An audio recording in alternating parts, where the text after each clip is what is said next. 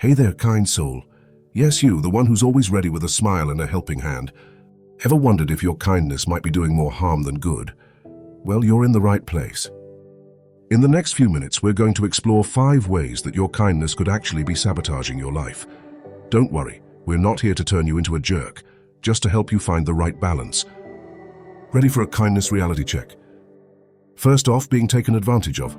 Some people see kindness and think easy target. They expect you to always say yes, never complain, and do favors without question. This can lead to resentment and feeling like you're being used. But here's a truth bomb. Kindness isn't weakness, it's a powerhouse. It's about knowing when to set boundaries and protect your energy. Stand tall, be kind but be strong. Clearly communicate your limits. Practice saying no in a polite but firm way. By setting boundaries, you teach others to respect your time and energy. It's okay to prioritize yourself. Avoid being a people pleaser by standing your ground. Next, emotional burnout. Constantly giving can leave you feeling exhausted mentally and physically. This can lead to feelings of resentment as you start to feel overwhelmed and underappreciated. Your kindness shouldn't come at the expense of your well-being. Recognizing the signs of emotional burnout is crucial. Balance your kindness with self-care. Schedule time for activities that recharge you, whether it's reading, exercising, or simply relaxing. Make sure you're not overcommitting. Self-care isn't selfish, it's essential.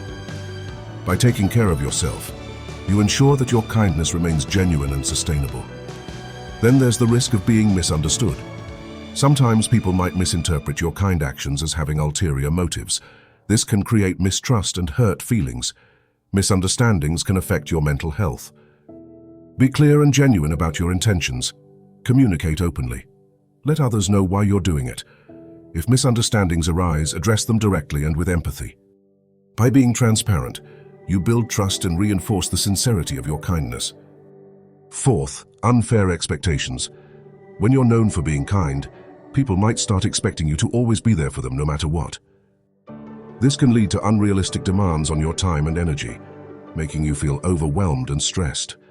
Managing expectations is key to maintaining your mental well-being. Set clear boundaries. Communicate your availability and limits up front. It's okay to say no, and you don't need to feel guilty about it. Explain that while you'd love to help, you have your own responsibilities and need to manage your time. By setting expectations, you ensure that your kindness is respected. Finally, let's talk about guilt and regret. Sometimes you might feel guilty for not being kind enough or regretful for being kind to the wrong people.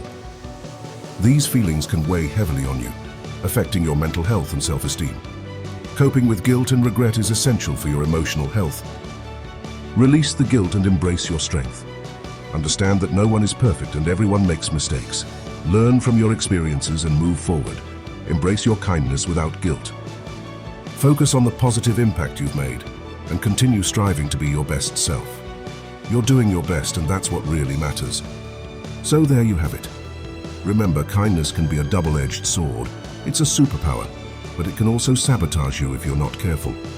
By setting boundaries, practicing self-care, and communicating clearly, you can harness the true power of kindness without falling into its traps.